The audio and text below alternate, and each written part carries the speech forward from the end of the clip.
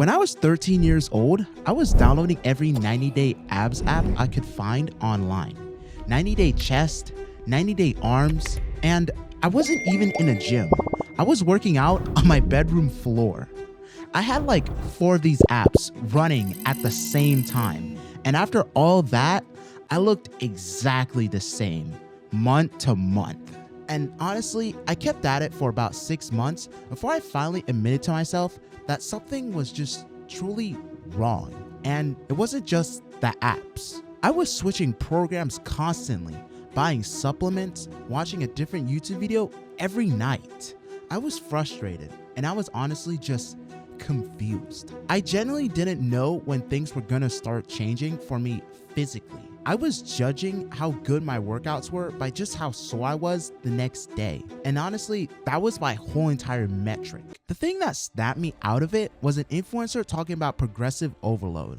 And I remember thinking, wait, those 90-day apps never actually had progressive overload built into them in the first place. They were just random workouts, no structure, no progression. No reason for my body to ever change. And that's when I started to actually understand what builds a physique. In this video, I'm breaking down the only 3 things that actually builds an aesthetic physique. If you're not doing these 3 things consistently, nothing else truly matters. Now, stay till the end. I'll tell you exactly what to do first if you're just getting started. Real quick, if you've ever been in the same cycle of program hopping and getting nowhere, make sure to hit the like button. It helps more people like you find this video. And if this kind of no BS content is what you're looking for online, subscribe. Everything in fitness, and I mean everything, falls under these 3 categories: training, nutrition, and recovery. That's it. Every program, every method, every trend either helps or hurts one of these 3 things. The guys with the best physiques aren't doing more things. They're just doing these 3 things better. Now, let's break them down. Most people think training harder is the answer. More volume, more days, more intensity. But that's not what actually builds the physique that you want. The single most important principle in training is progressive overload. Your body adapts to the stress you put on it. So if the stress never increases, the body just never has a reason to change. That means adding more weight, more reps, or sets over time. Not every session, but consistently over weeks and months. I started seriously tracking my lifts back in late 2021, and when things actually started moving, I remember seeing real differences in my lateral raises, my dumbbell bench press, and even my dumbbell pullovers. Before that, I was just winging it, going through the motions and hoping something would change. Once I had actual numbers to beat, the game completely changed. Track your lifts. You can't progress what you don't measure. For an aesthetic physique, you need to be intentional about what you're training. I remember watching a video by Hamza and just noticing what made Michael B. Jordan's physique just so attractive to so many people. It was his shoulder to waist ratio. That V taper, wide shoulders, and a small waist. And once I actually understood that, everything about how I trained totally shifted. After I got intentional about exercise selection, I started changing month to month. I remember getting genuinely excited looking at the mirror, seeing my chest fill out, my biceps growing, and my shoulders just getting wider. My parents even started to say I looked different, more muscular. This was the moment I knew the approach was finally working. The 2 exercises that contributed the most to my V-taper, lateral raises and dumbbell pullovers. Those 2 changed how I look more than almost anything else. Now, I've been training for over 5 years now, and at this point, my brain and my body are so conditioned to going to the gym that it's almost second nature to me. I actually feel disappointed in myself if I skip without a good reason. Sometimes that means going late at night after work, but I go. The gym isn't something I have to convince myself to do anymore. It's just part of who I am, and that's honestly what real consistency looks like. But I remember when I first started, I had 2 simple tricks to actually force myself into going to the gym. For my first trick, I didn't think about the whole workout. I just thought about the first step. For me, that was putting on my gym shoes, then putting in my AirPods with my heavy metal playing. then walking out to my back porch. Because when I first started, I wasn't even in a gym. I just had adjustable dumbbells and a table outside. That was my gym, okay?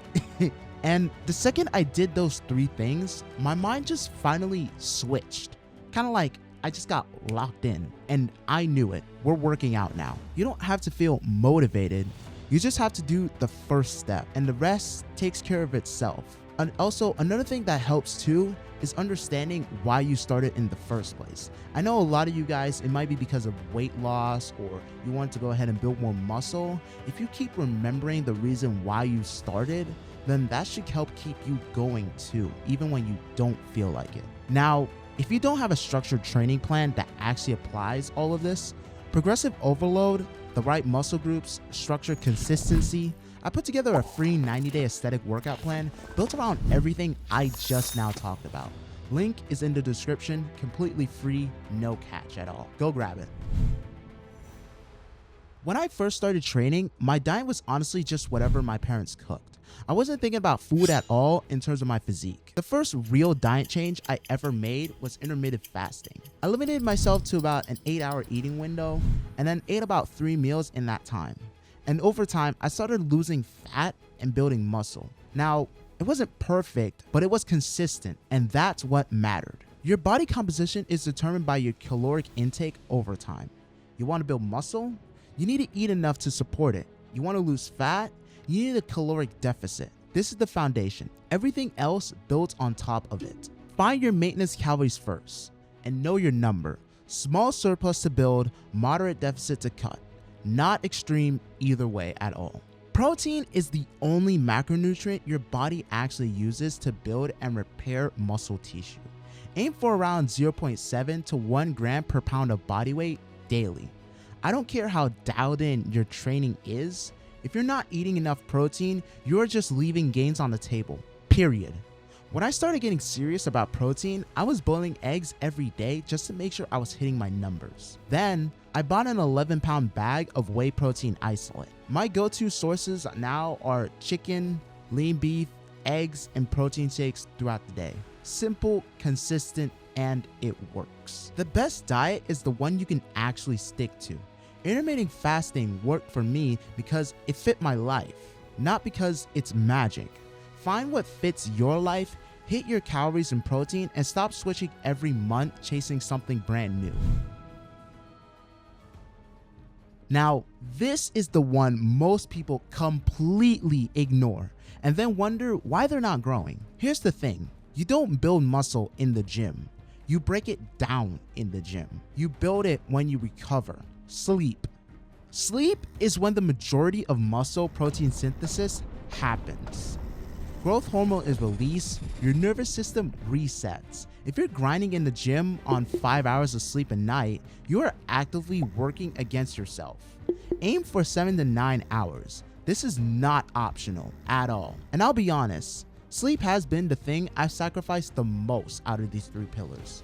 On the days where I've cut it short, I can feel it. My energy is off for the entire day, and my performance in the gym just drops. What actually helps me going to sleep is putting on white noise at night when I'm going to sleep. And when I lay there with white noise playing on my TV, I'm just literally out in 5 minutes. Find whatever gets you to sleep faster and protect it. Chronic stress elevates cortisol, and cortisol is catabolic. It breaks down muscle tissue and increases fat storage, especially around the midsection. This is why 2 people can follow the exact same program and get completely different results. I went through a period in 12th grade where I was stressed out about everything. What was next for my life, what direction I was going in, and it affected my progress in the gym just so noticeably, even when training and nutrition were on point. That's how real the stress-cortisol connection just truly is. For me personally, I managed it through praying throughout the day, reading scripture, listening to music, walking, and just sometimes gaming to decompress or watching anime. Find what brings your stress levels down and make it a part of your routine. Recovery isn't just what you do after a hard session. It's the lifestyle you build around your training. Your sleep schedule, your stress levels, your active rest days. When your recovery is as structured as your training, that's when things start to actually compound. And if you're ready to actually put all 3 of these pillars into action, I made a free 90-day aesthetic workout plan specifically built around this. Training structured for progressive overload and the right muscle groups. Link in the description. No excuses now. Come on now. Training, nutrition, recovery. That's it. Not 12 things, not a new program every month, not 30 supplements. 3 pillars. Master them consistently, and I promise you, the physique you want is on the other side of that work. Drop it in the comments. Which of these 3 have you been neglecting the most? I'm guessing recovery for a lot of you guys, but let me know if I'm wrong. If this video helped you see things differently, make sure to subscribe. I drop content every week on how to build the most aesthetic version of yourself. No fluff, no gimmicks, just what actually works. Now, here's the thing. A lot of people are going to watch this video, lock in on nutrition, start eating a deficit, and just still never see their abs. Not because they're losing fat, but because of something most people don't even know is happening. I made a whole video on exactly why your abs are hiding and what you need to do to actually find them. Go watch it right now. It's right here.